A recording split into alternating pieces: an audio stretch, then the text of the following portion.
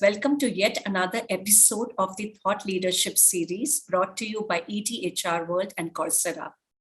Those who have been following us are aware that these insightful conversations are a medium through which we reach out to the industry to spotlight the ever-evolving skilling landscape and the corresponding enterprise learning management. Our crisp yet insightful meetings with industry leaders get us closer to the trends impacting this space. So I'm delighted to welcome and introduce my guests to this session. Please join me in welcoming Padmaja Sreenivas, Head L&D, Inclusion and Diversity, Wipro Technologies, Dallas Krishnan, MD, Enterprise, India, Australia, and New Zealand, Coursera. Hello, Padmaja and Dallas, and welcome to this show. Thank you, Pooja. Hi, Pooja. Thank you for the warm welcome. My first question is for you, Padmaja. What is your organization's larger vision concerning the learning and development and people management framework? How do these strategies align with your overall business objective? Yeah, I'd actually like to start with your second question first about our overall business strategies and then lead into how L&D helps that.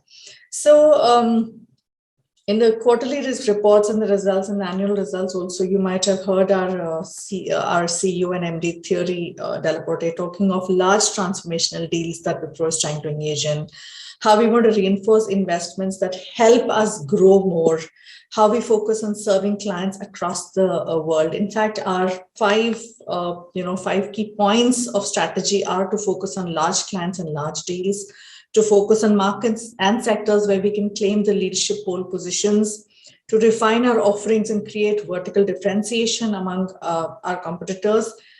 And my favorite, invest in talent and create domain and technology experts, invest in talent that can really work with clients as partners with clients in a partnering role and not as a vendor, and also to refine our operating model to bring in simplicity and nimbleness. We are a huge organization. We are, at the last count, 250,000 employees across 66 countries. To bring in something like nimbleness and simplicity in a large organization will take a lot of effort, and that's what we want to get to. So for that, we are L&D and our people management framework, etc., are all geared in this direction. L&D, of course, largely on both counts, which is our technical training parts and our leadership skills, behavioral skills, managerial skills part. Both are pivoted on these as to how can we be nimble and agile, how can we constantly learn and upskill, how can we work with large clients in their locations, in their geographies, in their industries.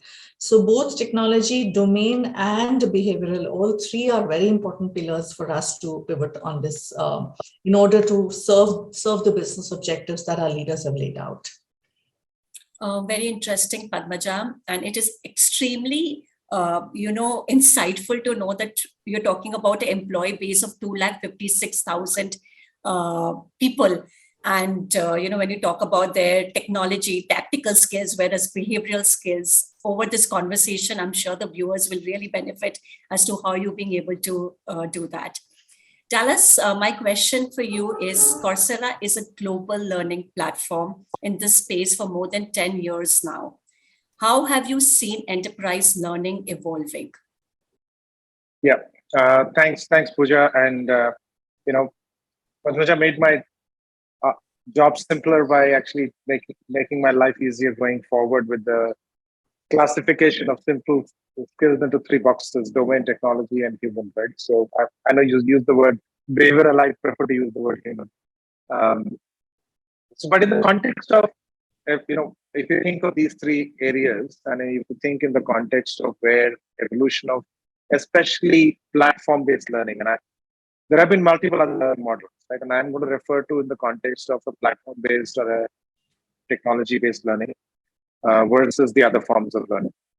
Our own evolution over the last 6 years has moved from a very simple catalog-based learning, which is, here is a bunch of things that you can learn digitally, put it on a catalog, provide access to people, and there you go. People should go and learn what they need, because finally, without which they will not be able to deliver the jobs. And guess what? The impact of that, while there was initial enthusiasm, the impact of that wasn't too great, right? So we started seeing a lot of questions coming around. People took courses.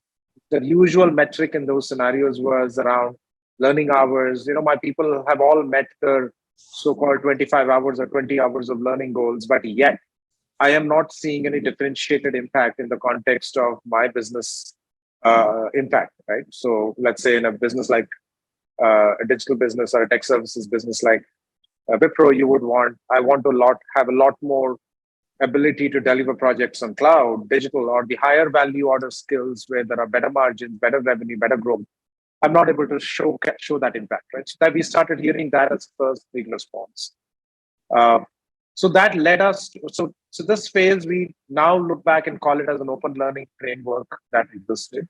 That moved to a second phase where companies said, you know what, the new age market demands a set of high impact areas, data being one, cloud could be the other one, maybe a few application areas which are emerging application technology. So we started then building what we called as collections, and looked at those collections and started driving certifications around those collections, right?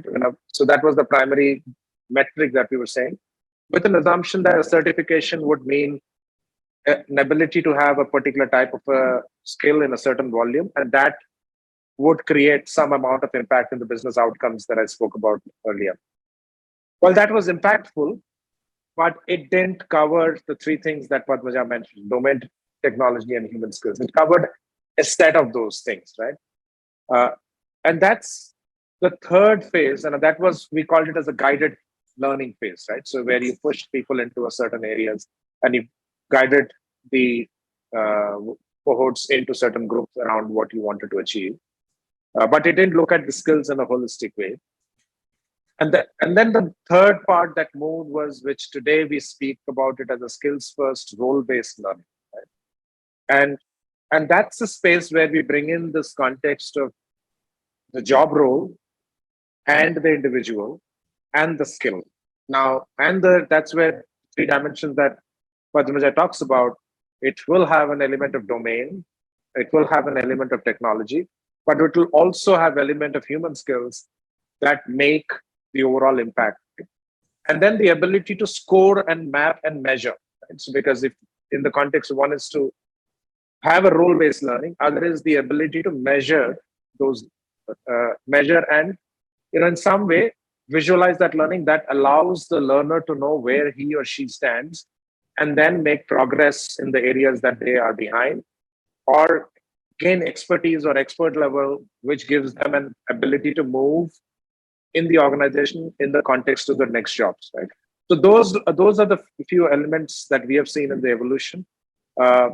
We do see organizations doing a mix of these even today, but the most impactful one, which have better business outcomes, are the role skill-based learning. The other ones are typically driven around specific goals in a short-term area, or in outside of technology sector where the digital learning, e-learning itself is the new concept. They begin with an open learning and then they evolve themselves into the other two areas. I hope that was useful. Yeah. Yes, Dallas. And, I'm sure that, skill first, role based learning would really would be attracted by the younger generation because they need instant gratification. So it'll really appeal to them. Padmaja, I'd like to ask you currently, what are the key skills and learning challenges you're facing? How has it changed how has this changed in past couple of years? And how do you see them evolving in future, especially in the Indian IT consulting and BPS space? See, learning is something always been, and I've been in the learning industry for 20 years, has always been, every leader speaks of learning as very important. Every employee says, I want to learn. But when the rubber hits the road, that does not happen. Right? Neither does the leadership give enough time and enough occasion, enough bandwidth, etc., to be able to keep on learning. Neither does the employee, barring a small set who are very keen learners by nature. right? So the question always is, how do you motivate people to learn? How do you make it important for them? And how do you make it on the job? How do you make it accessible all the time, et cetera, et cetera, et cetera. So the motivation to learn by oneself, while is a stated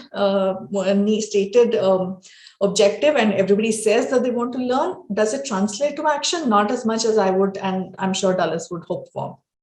And that continues as being a challenge. And in the last 2 years, for me, it's both a challenge and an advantage, because the advantage part of it is that people have a little more time on their hand, a little more flexibility, more tools available, more technology available to do that. So the people who naturally had the tendency to learn are continuing to do that and thrive with that. But the people who would learn because of peer pressure, because somebody spoke of a particular thing in a meeting, because some appreciation came somebody's way, because an opportunity came somebody's way, those motivations have reduced. So hence, for people to invest in their own learning, there are both. For some part has really benefited from all this, the work from home and technology, and some part actually has fallen behind, because earlier there was a mandated number of hours, you had to sit in a classroom, you had to put some check boxes, and that worked. So since the peer pressure has fallen, that part of the population which would learn due to peer pressure has also, taken a few steps back. So it's both there. However, what I also see is that the advantages for domain and technology training, learning that on the go, learning that on your own time, is much more. People are able to do that. The number of platforms have multiplied. The quality of the content on the platforms has really gone up from what I saw 5 years ago to today. It's a sea change. The quality is really quite good now. But when it comes to people skills, as Dallas calls it, what you would learn on the job, what you would learn seeing people, what you would learn because somebody told, you observe somebody doing something, all of those opportunities are out the window, and that learning has become even more difficult today. So for me, domain technology, easier today, more platforms on your own time. People skills, more difficult today, because I really cannot get you in a classroom. I really am not able to give you the workplace environment where you naturally picked up those skills. So those are the kind of challenges that I'm seeing today, and how that's panning out. Also, what is happening, especially in a Wipro context, especially, is that we have expanded. Like I told you, we're in about 66 countries today. Our offices are much bigger, and hence the interaction with a lot more colleagues, a lot more cultures, a lot more kind of interactions that are happening both with clients and internally. That's something that we are all learning how to handle, and we're getting better at it. We are working hard at it, but that's something that we need to really now in a very focused manner make sure that we're productive in those environments. Consulting, yes, it's very nice to say that some roles are consulting roles and some aren't, but honestly, all roles are consulting roles. There is no role that, even whether it's an internal facing role or an external facing role, if you have any sort of glimmer of client interface, you are a consultant. And hence, are you able to get that consultant mindset in your interactions? Are you able to look at that for the organization? For example, we have something very strong focus called pull-through revenue. So while we are a large organization, how much of revenue can I generate for other parts of my organization, by which I can help the client achieve his or her own business objectives? So am I able to do that? Now, those are skills which again, like I said, you learn easier when you're with people who are doing that. You learn it easier when you're in person, seeing leaders, do that wonderfully well with clients, and they know how to bring that into the conversation. I could learn it much easier. Today, those opportunities are lesser. So I see, Pooja, both a challenge on that part and an advantage, saying that people have more time, people have more access to resources on another part of learning. Thank you, Padmaja, for sharing that. Those are very interesting points.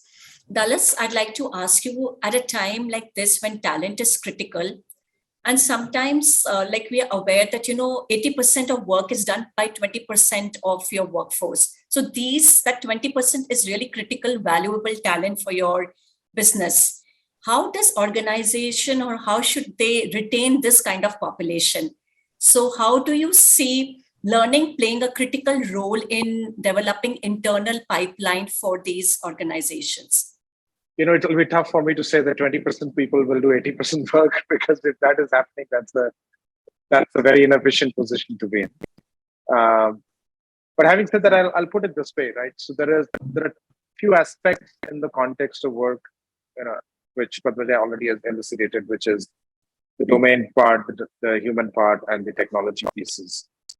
And there is another aspect which which you are bringing, and now you're saying is, let's look at the top talent here. And I'm not going to quantify the amount of work they do, but I'm assuming that there is this high potential top talent people where you need a differentiated set of handling. And there is another third portion that you probably covered is in the context of building an internal pipeline of talent that constantly feeds to the constantly evolving, changing needs. Right now, if you were to simplify this in skilling terms, we would normally call them there is a set of differentiated learning or advanced learning mechanisms for a set of top talent that allows them to move up the scale much faster, right? So that you leverage their talent in a more efficient way. And then the second part, which we're talking about, is the context of how do you build a talent pipeline. And the reason you would need to build a talent pipeline is skill currency is becoming shorter constantly. You need to keep looking at your workforce and then see what do they have today, what is the inventory of skills they have today, where are the new roles and new jobs emerging that will give us better impact to those resources. So hence, you need to, in some cases, it may be just a simple upskill, but in some cases, it's completely actually, I would say in some sense, a career switch, right? A person who probably was serving, maybe in the olden days, a client server technology needs to move into cloud in a much aggressive way, right? The two are very different domains. The two are very different ways of delivering the outcome. So in the context of top talent, of course, the idea is you need to now understand where each of them stand, right? One is the human assessment of I'm a manager and I assess people as top talent and then knowing that. The other one, which I think is more important in the context of role-based and skill-based learning, is around why do you say that he is top talent, right? He is in a role X. In that role X, have you defined the 6 capabilities that are most important? In those capabilities, what is your benchmark that you have and how ahead or behind in each one of those you are? A top talent to me would be somebody who is ahead in most of those scenarios. You would also look at him in the context of the talent mobility, which means you look at an top talent and say, which are the next 2 potential job roles that he or she would do? And then you look at map the skills around it. Okay, here is where he or she is. Here is the next job and the next job. In that context, can you give that visibility to that individual and say, hey, here is your potential next 2 jobs. Here is what you have today, and here are the new things that you need to develop, right? A simple thing could be, in a typical scenario is when a person moves from an individual role to a managerial role. It's a step function, different role, right? When you become manager of people. And then it's another step function when you become a manager of managers, when you lead businesses, right? And then there is another is when you start leading organizations, which is your CXO role. And each one of them, in the context of the top talent, if you have the visibility of where they are, which box they sit in, then the ability to measure those skills, give the transparency of those skills and capability framework to that top talent, and then a top talent will be motivated to build the areas that they have gaps on. So that's one piece. The other piece, which is more the career switching and the internal talent mobility pipeline, I think that's always going to be a function of where the future of jobs will be and how jobs of the future are going to change. There is a prediction which says that about 60% of the jobs will have the content of their jobs change. The job roles that exist today will change in the context of the content that they have to a quantity of 60%, which means you need to fill that 50%. What is new with new skills? And similarly, if there are certain roles that will get eliminated, right? 10 years back, nobody would have imagined there is a role of a DevOps, a role of an ML engineer, right? Maybe data scientist was just emerging at that point in time, but the sheer quantity of which that you require and sheer number of domains that you require them today is amazing. So I think that's the place where you will need to constantly put in a framework of lifelong learning, a framework that gives you the visibility to in-demand skills, a framework that you constantly are able to measure yourself to the emerging skill levels and proficiencies that are changing constantly. We have very less time, so I'll take a brief response from you both on the next set of questions. Padmaja, the last question for you is that finding and retaining talented teams is no small task, and there's no denying that learning and development programs help to get, win the talent war and get good talent in your organization. From an organizational point of view, what are your expectations from learning programs? So we have a focus on both, Pooja, internal learning programs that we offer and partners that we engage with. Right. So we do have a fairly serious, dedicated learning development team, both for people skills and domain technology skills. And we are completely committed to doing what Dallas just said, that making sure that whatever is latest and whatever is really required is already present and already offered. So we do that very religiously and seriously.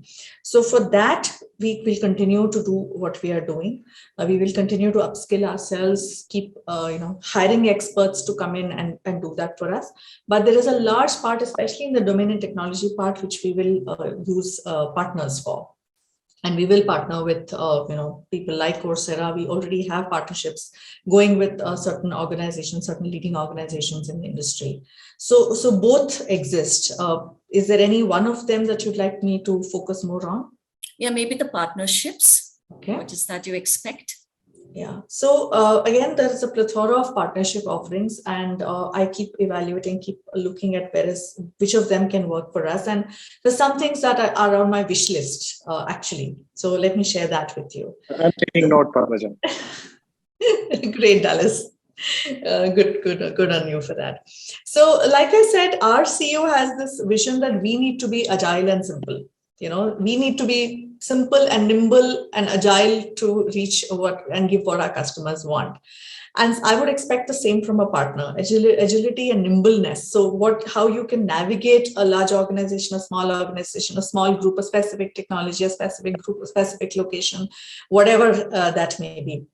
Right, and not expect the organization to pivot completely because of the learning solution. That's something that's there on my mind. We've been with LMSs for very long, and now we've moved to LXPs.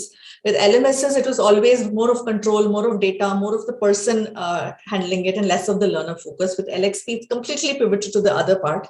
I need something in between. I need something where the control of LMS exists. I know what's happening, but also the nimbleness and agility of an LXP comes in, right? And I know Dallas is smiling. Maybe it's not really possible to have the best of both worlds, but maybe in an ideal world, we would get there.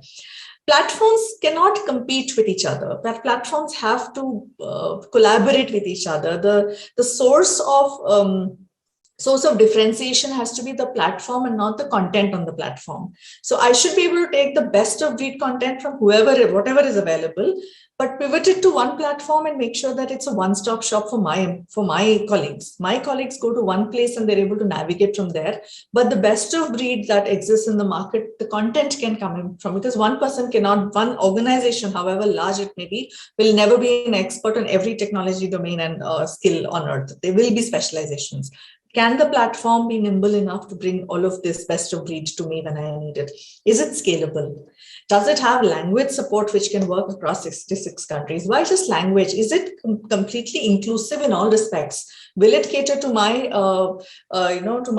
colleagues who may be differently abled in different ways? I will want it to be, to be able to be accessible by everybody and completely user friendly for everybody. So is it that's going to be a very big important part of it. And I also mentioned this whole peer pressure thing. When you're with people in office and you're learning, you hear somebody's learned something, you walk across and understand where they did it from and then go back into it. Can I build a peer pressure and a community of learners within my platform? Can I give them the opportunity to know what other people have done? I know we've been talking of gamification of learning, but that gamification honestly is at a very nascent level. It's just a leaderboard with some points that are given, maybe motivating for some people to a certain extent for some period of time, but it's not something that's sustainable. Do I have an answer of how to do it? I don't. Is it on a wish list? Yes. If somebody tells me that this platform not only enables your people to learn from whichever source, it also motivates them to learn that, I will sleep far easier than I sleep today. So Tell those are us some of your response to this I'm list. going to seek. I'm going to seek a meeting with Padmaja very soon. Right. So, but let me. There were a few points that Padmaja made which are very valid, and as as a person who've been on the both side as a user of learning tools, having spent my bulk of my 27 years in technology, and now sitting on the other side of learning as a learning platform provider. I think the point on agility and simplicity and nimbleness, I think that's de rigueur because there is no future for anyone who's not learning to adapt to the client needs, right? And we typically, the way we push that in our company through a cultural dimension is talking about learner first mindset. So we think of the learner, not of anything else, because that's at the heart of what we do. To a point where we say for us, a learner may have access on his own, may come through the institution like a company and the campus, come through government programs, right? So it can come through various devices, right? In how he access, and to certain points that Padmaja mentioned, could be differently able, will need different language support. Learning even as a paradigm, some people need different tools to learn. Some people love making notes. Some people want to read transcripts. Some learners want high speed videos. Some want low. Right? You need to manage diction. So there are many of those things which I will say goes into the context of agility, simplicity, and we look at it in the context of what can platform or a technology bring as tools that makes it simpler in the context of delivering high learner experience as a first step. Now, the second one, which is even more tougher, which is the learner motivation piece, and that's truly an evolving area, right? Now, when we look at, so there was an insight that we got. We say that about 43% of the people, this is in the age of great resignation. They say that one of the reasons that they left is they didn't get professional development in the organization that they left, right? But at the same time, one of the biggest challenges that you find is what Padmaja mentioned is that they don't want to make time to learn, right? So that becomes a big challenge. So now there was the emergence of nano credentials, micro learning, right, as one concept, which is we today term it as learning in the flow of work. At Coursera, we call it in the moment learning, which is the idea that people can do something in very small modules in the context of the jobs they're doing, in the context of how they want to do something at that particular moment. But at the same time, that needs to be combined with deep skilling because that's where the real business impact comes in, right? Maybe I'll give a simple example. It's something as simple as, let's say I have a meeting today, and before coming in, I need to know how do I use storytelling in the context of a pitch here, right? In the context of a discussion. So how to use storytelling in a scenario, right? That's something that I need to know. I could do that. I could search. We have something called, we recently launched a concept called clips, and I can actually take a 10-minute clip and learn how to structure my story for business conversations, right? But that in reality is actually a part of a much deeper human skill called persuasive communication, for communication for impact, right? Storytelling is one element of it. Right? What I need here is that what we do in our platform today is that while we have this micro learning, it also tells them, hey, listen, this comes as part of this deeper skill, which is persuasive communication for impact. Would you like to do something of that nature? So we are trying to bring learner from something which is in the context that he doesn't have time. Let him get what he wants right now. But also at the same time, give him visibility into, what, there is a larger skill that you need, this falls into, and maybe you are interested in getting there, right? And it gives a seamless path from a small clip all the way to a 10-hour course, to a specialization as a communications leader, which could be a 60-hour course, to getting a university certificate, maybe from one of the topmost universities, or a professional certificate from one of the top companies in an area that he or she is specializing. So that's one aspect that we're trying to do in the context of keeping that learner engagement simple, yet at the same time motivating him in the context of where he began and how that will give him a path to excel in that, right? There are other aspects where I think, which from a physical world to digital world, there are newer tools coming in. There is newer technologies also coming in, like when metaverse comes in, probably there will be some aspect of that will come in into learning. I believe one of the best use cases of teaching metaverse would be actually in learning space, right? Uh, we can wait for that, but while there are some early innovations going on, but it will probably get there. But shorter things is about making cohort-based learning. Can you build communities of learning? In their communities of learning, what are the aspects of learning, sharing that you can build in?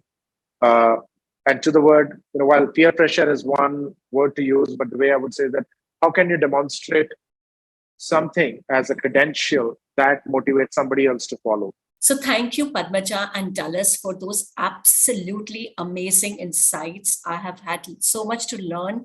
I'm sure the viewers will also benefit and will have actionable outcomes to take from this session. Thank you so much.